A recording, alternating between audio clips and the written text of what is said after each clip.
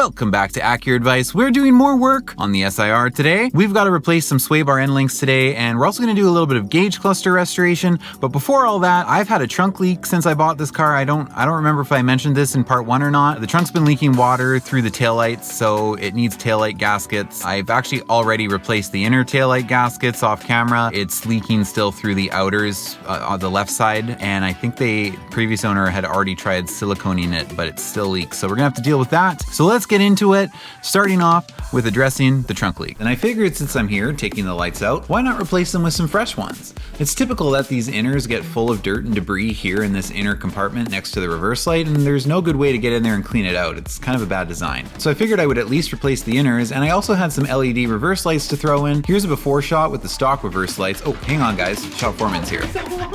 Hello, Tucker.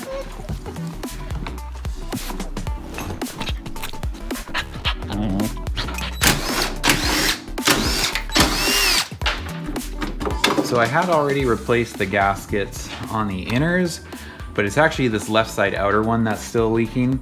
I didn't replace the outer gaskets when I did this because I noticed that the outer taillights had been gooped, which wasn't really something I wanted to deal with at the time. And I thought maybe that was fixed and it was just the inners that are leaking, but no, this left side outer still leaks. So now that I got new taillights, we're gonna replace that. I've got the new gaskets for the outer taillights. Interestingly, I had a hard time finding taillight gaskets for these Civics. On eBay, the only seller I could find that was selling them was all the way in Poland, but I have to say they were really cheap and shipping was really fast. We'll transfer these inner gaskets over to the new inner taillights. They are aftermarket, but they look totally OEM, so hopefully they fit nice. Once again, I had made the foolish assumption that Rock Auto might actually sell me a part that fits. So here's the new one. It looks like these come with gaskets. Doesn't seem like the best quality gasket. I'm tempted to switch it for these red gaskets. I think these red gaskets are better. But yeah, see, that looks totally OEM and much cleaner and nicer looking. What's the matter, Tucker? Oh, did you get something you want to show me? What do you got? We're trying to film here, Tucker. So actually, we're gonna have to transfer this whole back piece over to the new taillight. I did buy some LED reverse bulbs. I like putting in LED reverse lights. Aside from just looking better and cleaner, you can actually see way better with them.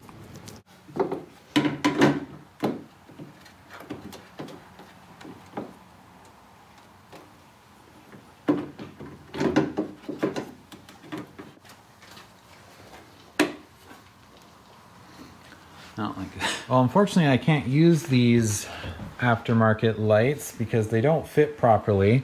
It's too thick. I can't tighten it down any more than that. Like, that's pretty significant. I think that honestly looks worse than my old taillights do with the dirt in here. I bought these off of Rock Auto, and as per usual with what they sell, it's built like absolute trash and it's not usable. It doesn't even fit. So I guess I'll put my old ones back in. If anyone knows where you can buy these taillights that look stock and actually fit properly, let me know in the comments. So if you look at the aftermarket one compared to the OEM one, I mean, this is clearly thicker, which is, I mean, that's really what the problem is. Also, this one seemed like just slightly shorter too, so it's really hard to even to get this to go through all the screw holes. So I've got all the bolts out now, but even to pop it out, I really had to like squeeze it in there, so it's in here quite tight.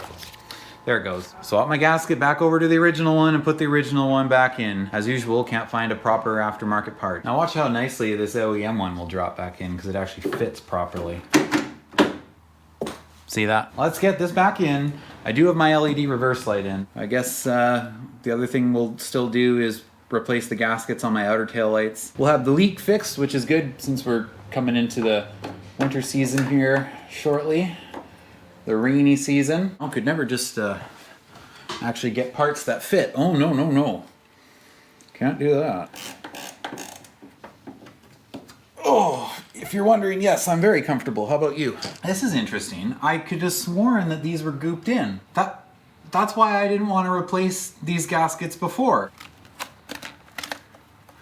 I mean, I'm happy about that. That just means I swap on my outer gaskets and we call it a day. It concerns me a little bit about my mental state. Am I crazy or? I'm not sure. Maybe the other side is gooped. We'll check that. I'm kind of tweaking out here. You're not crazy. I don't think the other side actually leaks. Oh, it's so much easier to install something that fits. Well, we'll just do the other side now then, and I guess that's all we can do today. At least the water leak will be fixed. It's just, I really don't like that, you know, dirty look on those taillights. It's just, ugh. All right, guys, maybe I'm not totally crazy because this side is not popping out. So maybe this is the side they gooped. Not crazy. I wonder if I should leave it because I don't think this side leaks. Yeah, okay. Well, it makes me feel a little bit better, so I'm not crazy. Somebody gooped this side. They didn't do that side, which is kind of weird because that side was leaking badly. But maybe this side started leaking first. They put the whatever goo they used on it, and then maybe that side started leaking later, and they just never bothered. And you can see that they put it on the back side of the gasket. Rather than disturb that if it's not leaking, let's just leave that be. Let's test this out.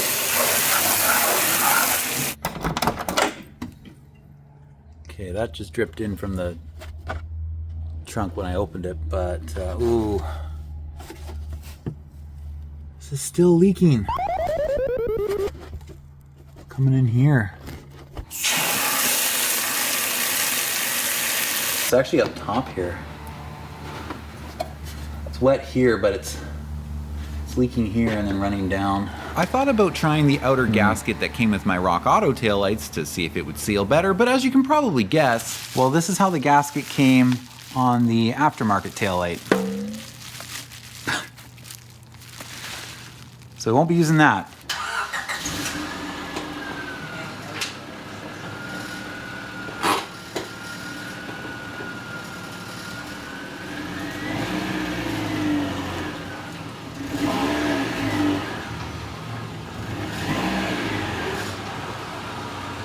Sadie's here now. What do you think of the new lighting, Sadie? You like it? Here, play that piece of junk. It's worthless. All right, we're back. I've got some silicone with me this time, and we're gonna fix that taillight. It is just that one side that's still leaking. I actually just washed the car, so a little bit of water was getting in there, but all our other gaskets, so our inner gaskets that we replaced, those are holding up just fine. So we just gotta do that one side, so let's go ahead and get that light pulled out and stop that water leak. That was supposed to land in the tray and stay there, not bounce out. That would have looked cooler.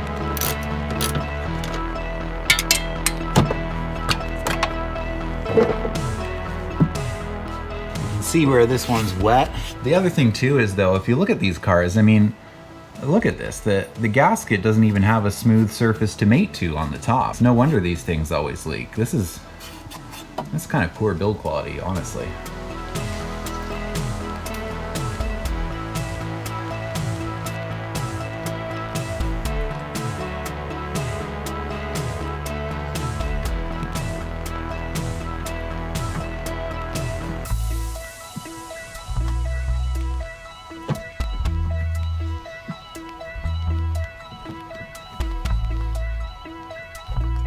It'll be a real pain if I ever have to take this out again, I know. All right, well, hopefully she seals. Obviously that's got to cure, so we can't water test it right away. All right, it's a week later. We're gonna do sway bar end links today, but I just drove, it's pouring rain outside, and I just was driving in it for about an hour, so perfect time to check and see if our trunk leak is fixed. Looks pretty dry. And when I say it rained, I mean it rained. Apparently atmospheric rivers are a thing in BC now. Well, it's officially rainy season here in British Columbia. Oh my God.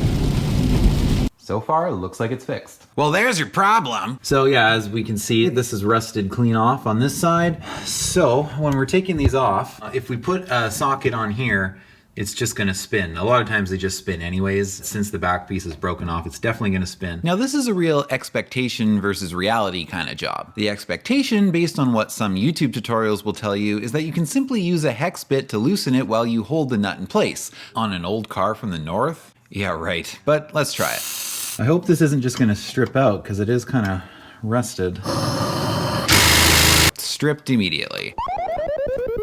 So what I'm trying to do here now is hold the back of the stud in place with some vice grips, which is easy on this bottom one since the end link is already rusted off the back of it. Then I can hopefully turn the nut without spinning the whole thing and break it free.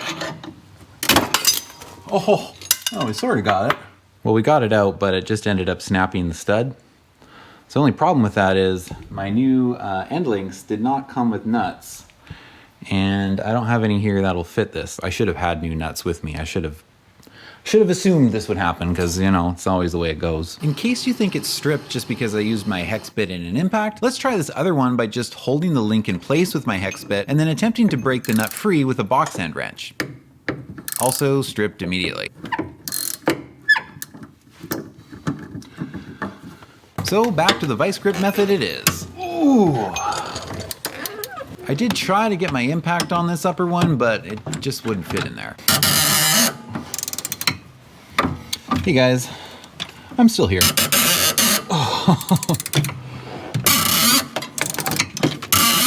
Oh, I think we're close.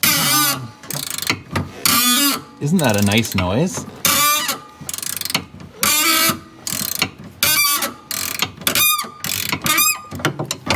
Oh, that was tedious. Uh-oh, the lights are dying. Oh.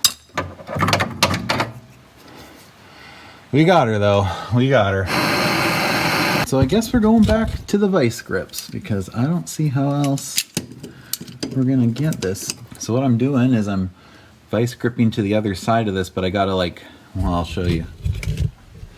I can't just grip it there, so I'm trying to grip it there through the rubber so it'll grip onto a tiny piece of that. And then hold it when I put, this is what's actually been working, so we get the vice grip on there and then actually tighten her down with this. Okay, then we get this guy back out. I think it is, you guys can see better than me. Is the whole thing spinning or just the nut? I think just the nut now. Oh yes, I think we're gonna get it. Oh, I thought this was gonna be a quick and easy job. No. Come on, you bastard. So I've broken this end off now. So I think the problem is this rubber. I think I just gotta rip this off and then if I put the vice grip on again, it'll get a better grip.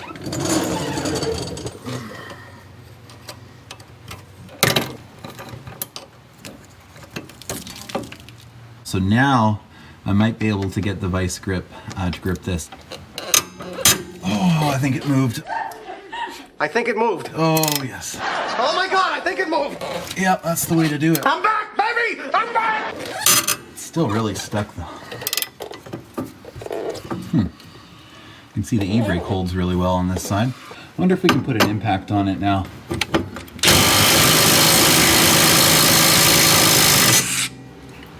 Did that work? Oh yeah, it's almost off. Oh, all right.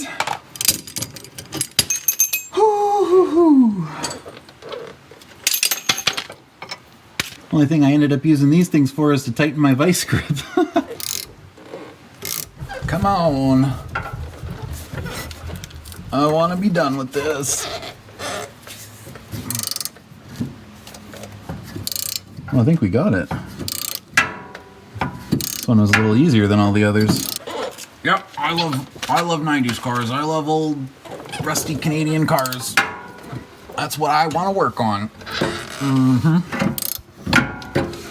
And I can't fit my impact on this one, guys. If that's, in case you're screaming at the screen, we learned that on the other side. Okay, we don't want the vice grip hitting a brake line. That's not what we want to do. Oh my God. These things, it's not like once you crack it loose, it goes. It's just all the threadings are just so rusted that it's just, you just gotta fight with it thread by thread the whole way. I wonder if I can get an impact on there now because this thing is slid down. Ooh.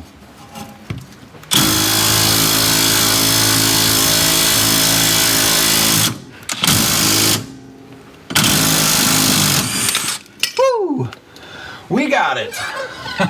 Well, we got the old ones off. The only unfortunate thing is, like I mentioned earlier, my new ones didn't come with hardware, and I should have thought of that before I started this. It'll be really easy to put the new end links on.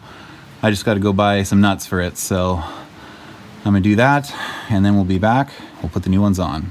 All right, guys, we're back. It's been a couple of days.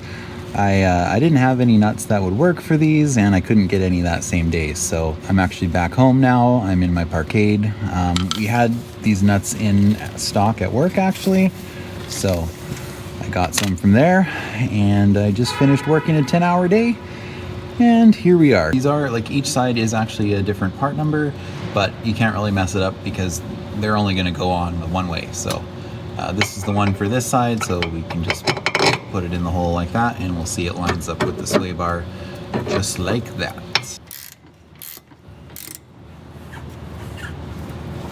And torqued. All right, so we got that busted out. Be interesting to see if I actually notice any difference handling. Since I bought the car, that the left side was rusted clean off, as you guys saw. Kind of sucks when I'm doing this in my parkade because I can't jack the car up as high in the parkade because the floor is not really level, and my creeper wants to slide. Plus all the other people that are walking to the elevator hear me talking to myself under there and think I'm crazy. This man is not insane. Now, there's nothing wrong with it or you. I'm just one of those weird YouTubers, guys. Don't mind me, I'm just talking to a camera. Okay, guys, so we're gonna do a little bit of gauge cluster restoration today. So I've gone ahead and removed the cluster out of the SiR. Now, I mentioned in the previous video in this series that when I bought this car, it had been sitting. The owner had kind of stopped driving it for the last couple of years, so it wasn't getting a lot of use. It was just sitting outside, parked on the street in front of his house. And one of the casualties of it sitting outside in the sun, unfortunately, the SiR, and you can kind of see on the tack there on the 9, is faded a little bit. It should be darker in color like the needles. That's sun faded. Now, it is possible to paint these.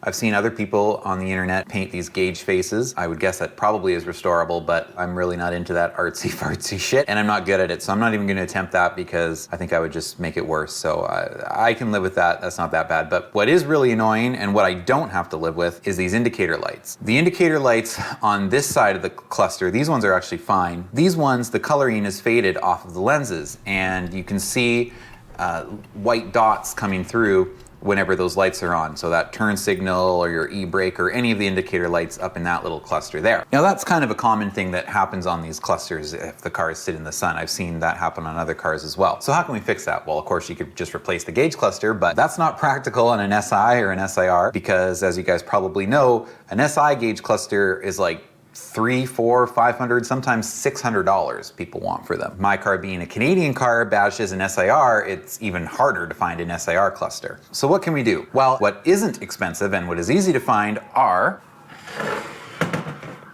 these base model clusters. So clusters out of like a DX or an LX, but especially the ones that don't have tacks. These clusters nobody wants them. They're not sought after at all. So this one I found on Marketplace was $40. This guy did have a picture in the listing showing it when it was still in the car with the indicator lights illuminated. And I could see in the picture that his indicator lights, all of them, but particularly the ones on this side I was paying attention to, do not look sun faded. I didn't see any white dots coming through. So these lenses are still good. So that means what we can do, because the indicator lights are the same. The only thing you have to keep in mind is if you're getting one from a base model, this one doesn't have ABS or cruise control. So ABS light would be there, cruise control light would be there. That doesn't matter because the cruise control light and the ABS light on my SiR, those lenses are fine. So all I have to do is replace these lenses. These lenses behind the indicator lights, I think they come out. I think we can take the good lenses out of this base model cluster and replace the faded ones in my SiR cluster. So that's what we're gonna attempt today. I think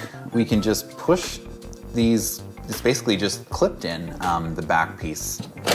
Oh, there we go. It's actually quite easy.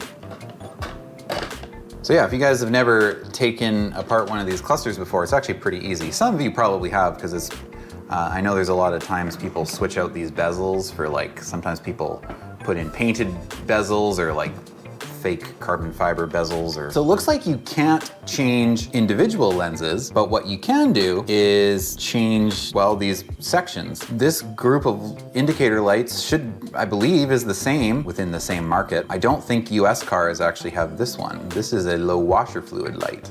I don't think you guys have that one. There'd probably just be a blank there on a US cluster. Don't want to break it. There we go. And there we have all our various indicator lights. And we can see these ones look good. I don't see any holes in it. They all look good. And here we are now with my SiR cluster. Going to pop this apart now. See how there's these two tabs here. You pull these sideways. You know, this one, did the other one not have this wire here? It doesn't. Look at this. The other one does not have the wire coming from this light here. So what this wire goes to, two bulbs right there, you can see them. And what they do is they illuminate the front of the cluster. I thought they all had that. I guess the base model non-tack clusters don't have, yeah, there's no bulbs up there. That's an interesting difference that I had never noticed before. That means though, to get this one apart, well, I think I gotta take this bulb out and get this wire out of the way. That's probably good enough. Now we can pull these tabs, I think. That's interesting that the base model clusters don't have those overhead lights. You didn't get that extra lighting if you were a common peasant with a base model. I just decided to put on gloves just because if I touch like the inside of the lenses or the gauge faces or something, I don't want to like leave a fingerprint. So that'd be really annoying if I put it all back together and there's like a fingerprint somewhere on the inside or something. Oh, come on. There we go. All right, there's the SiR cluster apart. Again, we're gonna take off the bezel and there's the gauge faces. Oh, look at that. Interesting. See, so that edge there, that's what's behind the bezel, so it's not sun faded. So that's how dark the numbers on the tack there are supposed to be. So look at this, if I put my light behind here, you can really see. So there's all the indicators on the left side of the cluster. They look totally fine, but the ones on the right side, oh, a couple of them especially, look at the paint's just totally gone off them. But, oh my God, I just noted these are not the same.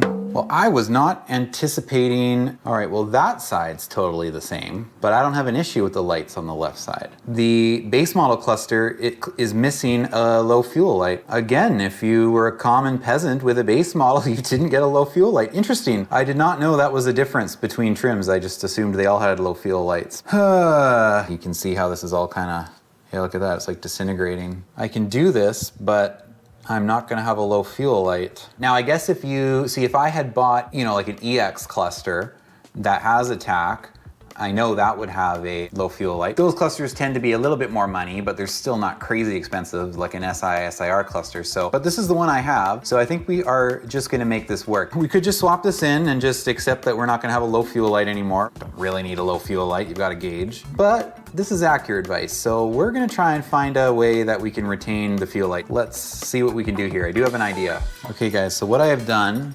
is I carefully cut out the low fuel gauge from the rest of it. Remember, this is the garbage indicator panel. Put this back in place.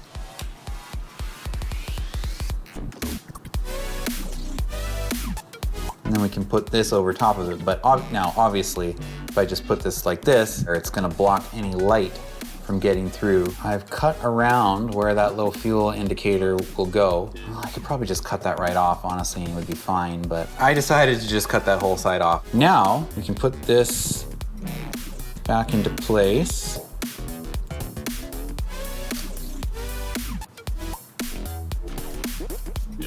And look at that. So we've retained our fuel light. Unfortunately, we had to reuse our sun-damaged fuel light, but at least all of these other indicators, which get used more often, like the e-brake, trunk light, and the seatbelt light, turn signal. That's not gonna be annoying me with that white light coming through anymore. So I think we can reassemble this now.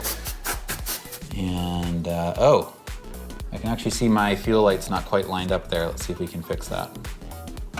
Shifts around. I think we've got the fuel gauge lined up now, as long as it doesn't shift when I Okay, fuel gauge looks decently centered. And I don't think we have anything trapped inside, so here we go. Let's put her together.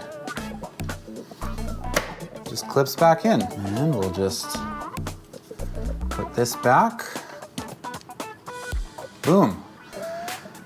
Goes the dynamite. Shoots it, and boom goes the dynamite. All right, I think we're ready to put her back in the car. Okay, so I've got the gauge cluster back in. Moment of truth here. Let's find out if our operation was a success. Oh yeah. Oh, that looks way better. Again, I don't know if this is showing up on camera or not, the difference. That looks way better. I mean, the seatbelt light and the e-brake light and that right side turn signal, those were the most annoying. Because those lights, you know, especially the turn signal, you use fairly often. Looks just as good as the other side now.